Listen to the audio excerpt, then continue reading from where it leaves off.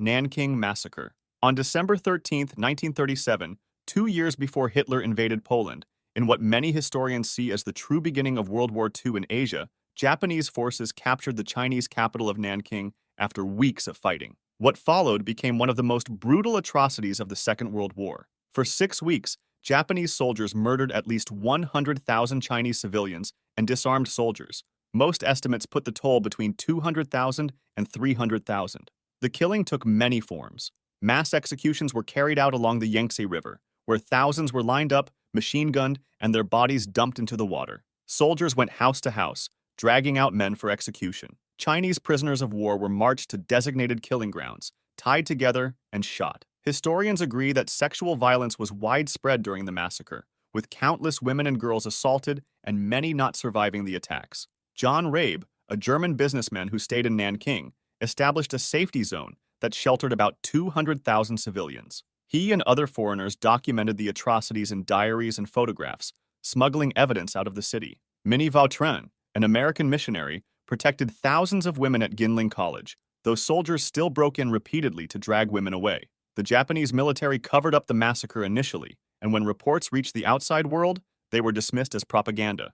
After the war, the International Military Tribunal for the Far East held trials in Tokyo. Commander Iwan Matsui was convicted of failing to prevent the atrocities and was executed in 1948. Lieutenant General Hisao Tani was executed by Chinese authorities in 1947 for his direct role in mass killings. Yet many perpetrators were never prosecuted. The massacre remains controversial today, with some Japanese officials and textbooks downplaying or denying its extent, causing ongoing diplomatic tensions with China. Unit 731. Between 1936 and 1945, the Japanese Imperial Army operated a secret biological and chemical warfare research program in Manchuria known as Unit 731. Under the command of Lieutenant General Shiro Ishii, the unit conducted grotesque experiments on living human subjects, mostly Chinese civilians, Korean prisoners, Soviet prisoners of war, and others deemed enemies of the state. At least 10,000 people were killed in the experiments themselves, and some researchers argue that tens of thousands more died in field tests across China. The facility, located near Harbin in northeast China, was disguised as a water purification unit. Inside, prisoners were infected with diseases like plague, cholera, anthrax, and typhoid to study the progression of infection without treatment. Subjects were dissected while still alive and conscious to observe the effects on living tissue. Frostbite experiments involved freezing limbs and then testing different methods of thawing them. Reports from former staff and post-war testimonies describe that some prisoners had limbs amputated and reattached to different parts of their bodies. Others were placed in pressure chambers until their eyes popped out or were spun in centrifuges until death. Flamethrowers and grenades were tested on live prisoners tied to stakes. The unit also conducted field tests, releasing plague-infected fleas over Chinese cities, causing outbreaks that killed tens of thousands. Water supplies were poisoned with cholera and typhoid. Contaminated food was distributed to villages. Prisoners were referred to as logs, dehumanizing them completely. Guards were told that the subjects were not human, which made the torture easier to carry out. As the war ended in August 1945, Unit 731 destroyed most of the evidence. Buildings were blown up, remaining prisoners were killed, and documents were burned. The staff fled back to Japan. After the war, the United States granted immunity to Ishii and his top researchers in exchange for their data on biological warfare. This information was considered too valuable to lose, even though it had been obtained through mass murder. No one from Unit 731 was prosecuted by the Americans. Some members were later tried by the Soviet Union in the Khabarovsk war crimes trials in 1949, where 12 were convicted and received prison sentences. Ishii himself lived freely in Japan until his death in 1959. Bataan Death March. On April 9, 1942, after months of fighting on the Bataan Peninsula in the Philippines, approximately 76,000 Filipino and American soldiers surrendered to Japanese forces. It was the largest surrender in American military history. What followed was a forced march that became one of the most notorious atrocities of the Pacific War. The prisoners, already weakened by months of combat, disease, and starvation, were forced to march over 60 miles in tropical heat to prison camps. Japanese guards showed no mercy. Anyone who fell behind, asked for water, or tried to help others was beaten, bayoneted, or shot. Prisoners were packed so tightly together that some suffocated. They were denied food and water for days. When they reached artesian wells along the route, guards often refused to let them drink or shot those who tried. Some prisoners were forced to sit in the sun for hours without shade. Others were buried alive. Dysentery, malaria, and beriberi killed many during the march itself. Bodies lined the roads. Some estimates suggest that between 5,000 and 18,000 Filipino soldiers died, along with 500 to 650 Americans. Those who survived the march reached Camp O'Donnell, where conditions were equally horrific. Overcrowding, lack of sanitation, and disease killed thousands more in the following months. At Camp O'Donnell alone, approximately 1,500 Americans and 26,000 Filipinos died within weeks of arrival. The death march became widely known after the war through survivor testimonies.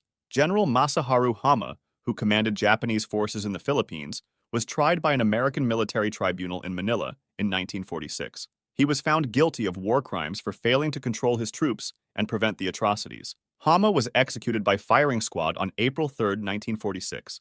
Other officers involved in the march were also tried and executed.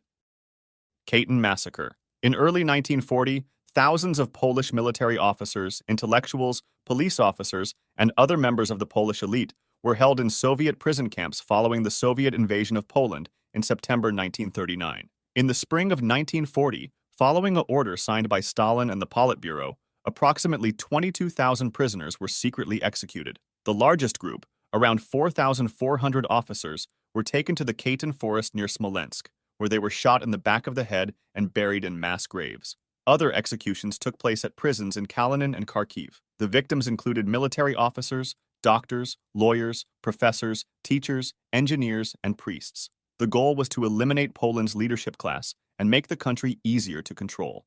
Their bodies were then transported to burial sites. The Soviet government denied involvement for decades, blaming the massacre on Nazi Germany. In 1943, when German forces occupied the area, they discovered the mass graves at Katyn and used the discovery for propaganda purposes, though the evidence they presented was largely accurate. The Soviets continued to deny responsibility, even charging German forces with the crime during the Nuremberg trials. Poland was under Soviet control after the war, so public discussion of Katyn was forbidden. Families of victims were harassed or imprisoned if they spoke out.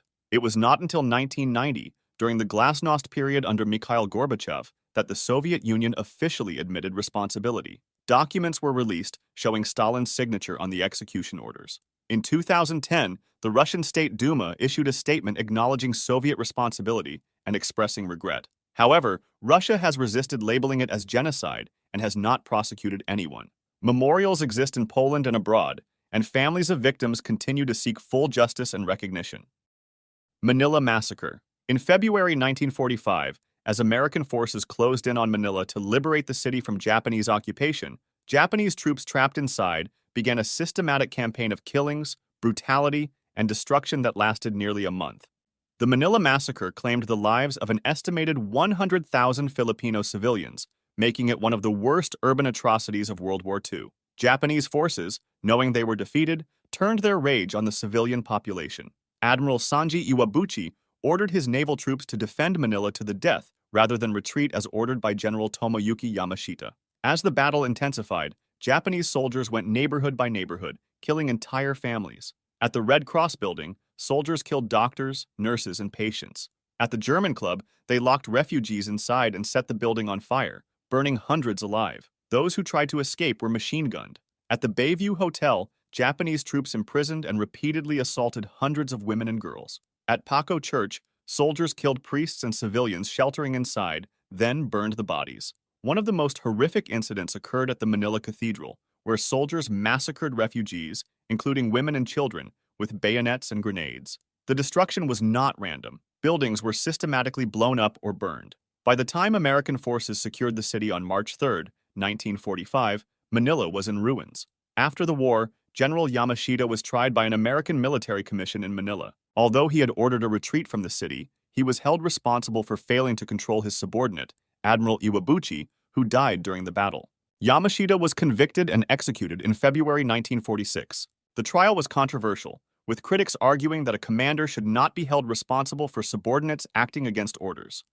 Oradour-sur-Glane. On June 10, 1944, just 4 days after D-Day, men from the 2nd SS Panzer Division, Das Reich, surrounded the quiet French village of Oradour-sur-Glane in central France. The unit had been ordered north to help repel the Allied invasion, but was frustrated by resistance attacks along the way. They decided to make an example of the village. At around 2 p.m., SS troops sealed off all roads and ordered every resident to gather in the village square for an identity check. The soldiers claimed they were searching for hidden weapons and resistance fighters. The men were separated from the women and children, who were locked inside the church. The men were divided into groups and taken to barns and other buildings around the village. There, machine guns had been set up.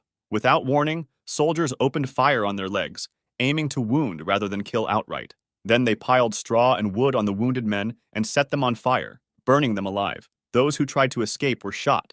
In the church, the women and children heard the gunfire and began to panic. Soldiers then carried in an incendiary device, possibly a smoke bomb or explosive, and detonated it. The church filled with thick black smoke and flames. As women and children tried to flee through the doors and windows, soldiers fired on them. Inside, mothers suffocated or burned to death with their children. One woman, Marguerite Ruffanche, survived by jumping out of a window behind the altar, though she was shot and wounded. Out of 642 people in Oradour that day, 190 men, 247 women, and 205 children were murdered. Only 7 survived. After the killings, the SS looted the village and set fire to every building. The entire village was destroyed. The soldiers left the bodies where they lay. When French authorities arrived days later, they found charred remains still inside the church and barns. The ruins were left untouched by order of Charles de Gaulle as a memorial. After the war, 21 men were tried in 1953 in Bordeaux. 14 were German nationals from the SS, and 7 were Frenchmen from Alsace who had been forcibly conscripted. The trial caused controversy in France because punishing the Alsatians divided the nation. Most received light sentences, and many were released within years. Babyn Yar. On September 29th and 30th, 1941, in a ravine called Babyn Yar on the outskirts of Kyiv, German forces carried out one of the largest single massacres of Jews during the Holocaust. In just 2 days, 33,771 Jewish men, women, and children were shot and killed.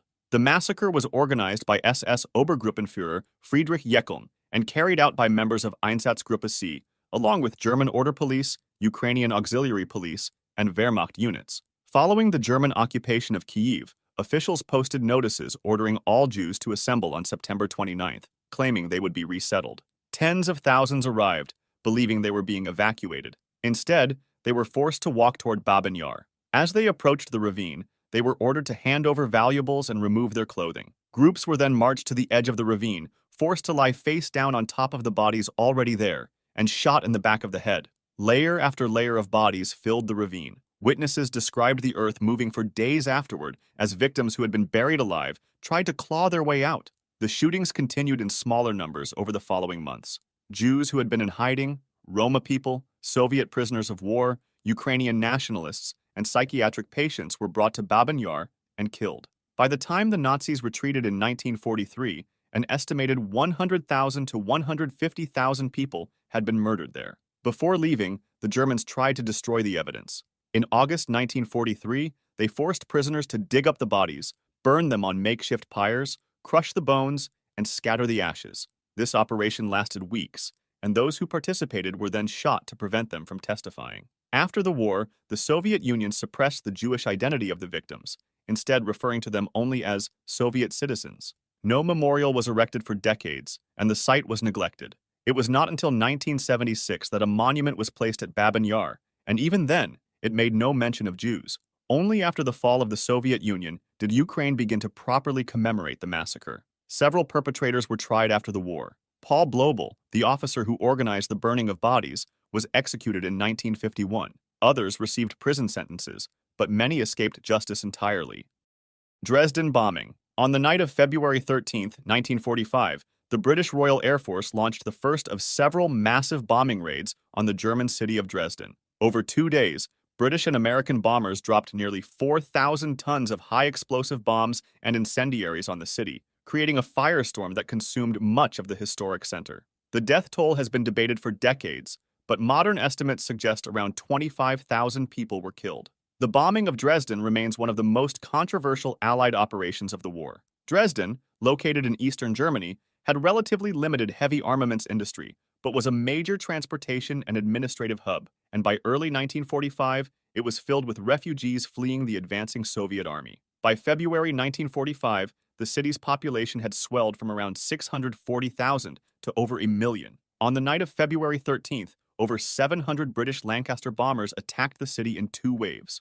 The first wave dropped high explosive bombs to blow out windows and expose building interiors. The second wave dropped incendiaries that ignited the exposed structures. The combination created a firestorm, a phenomenon where fires generate such intense heat that they create their own winds, sucking oxygen from surrounding areas and reaching temperatures over 1,800 degrees Fahrenheit. People in bomb shelters suffocated as the fires consumed all available oxygen. Those who emerged into the streets were caught in winds strong enough to pull them into the flames. The heat was so intense that bodies were reduced to ash, and survivors described seeing people turned into human torches running through the streets. The next day, American bombers arrived to continue the assault, targeting the city's rail yards, but also hitting residential areas. In the days that followed, German authorities collected bodies and burned them in mass pyres in the Old Market Square. The destruction was immense, with over 1,600 acres of the city center reduced to rubble. After the war, the bombing was criticized even by those involved. Air Chief Marshal Arthur Harris, who planned the raid, defended it as a legitimate attack on a transportation hub supporting the German war effort. The Allied justification was that Dresden's rail yards were vital for German military movements on the Eastern Front. However, critics argued that by February 1945, Germany was already defeated, and the bombing served no strategic purpose. The controversy intensified because Nazi propaganda minister Joseph Goebbels exaggerated the death toll to 200,000 or more for propaganda purposes, a figure that was later repeated by some historians and sensationalized in the post-war period. Modern scholarship has debunked these inflated numbers, but the debate over whether the bombing was a war crime or a legitimate military action continues. Tokyo firebombing. On the night of March 9, 1945, 334 American B-29 bombers flew low over Tokyo and dropped nearly 1,700 tons of incendiary bombs on the city. The attack created a firestorm that killed an estimated 100,000 people in a single night, making it the deadliest air raid in history. The bombing was ordered by Major General Curtis LeMay, who had grown frustrated with the limited effectiveness of high-altitude precision bombing against Japanese industrial targets. He decided to switch tactics, targeting entire urban areas with incendiaries designed to ignite the wooden structures that made up most of Tokyo's residential neighborhoods. The bombers flew at low altitude, between 5,000 and 9,000 feet, to avoid Japanese fighter planes and improve accuracy. They dropped M69 incendiary cluster bombs that scattered smaller bomblets filled with napalm. The bombs ignited on impact, spreading fires that quickly merged into a massive inferno. The fires generated winds of over 100 miles per hour, creating a firestorm similar to Dresden. Temperatures reached 1,800 degrees Fahrenheit, hot enough to melt glass and metal. Canals boiled. People leapt into water tanks to escape the heat, only to be boiled alive. Others suffocated as the fires consumed all oxygen. Thousands were trampled in the panicked evacuation. Survivors described the air itself catching fire and people being turned into human torches. The firestorm burned for hours, destroying over 16 square miles of the city. An estimated 1 million people were left homeless. In the months that followed, American bombers carried out similar raids on dozens of other Japanese cities, killing hundreds of thousands more civilians. The strategy was to break Japanese morale and force a surrender without the need for a ground invasion. After the war, the firebombing of Tokyo and other Japanese cities was not prosecuted as a war crime. LeMay himself later admitted, "If we had lost the war, we would have been prosecuted as war criminals." The bombing is remembered differently in the United States and Japan. In America, it is often justified as a necessary step to end the war and save lives that would have been lost in an invasion. In Japan, it is commemorated as a tragedy that killed tens of thousands of innocent civilians. A memorial hall in Tokyo honors the victims, and the bombing remains a painful chapter in Japanese history.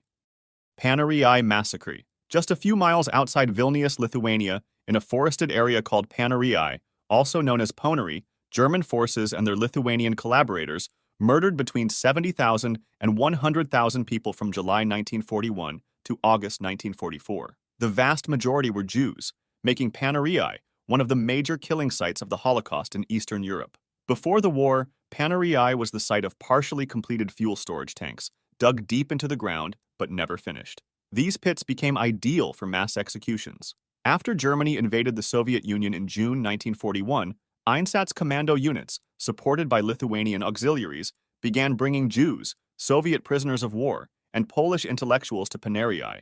Victims were told they were being taken for labor assignments.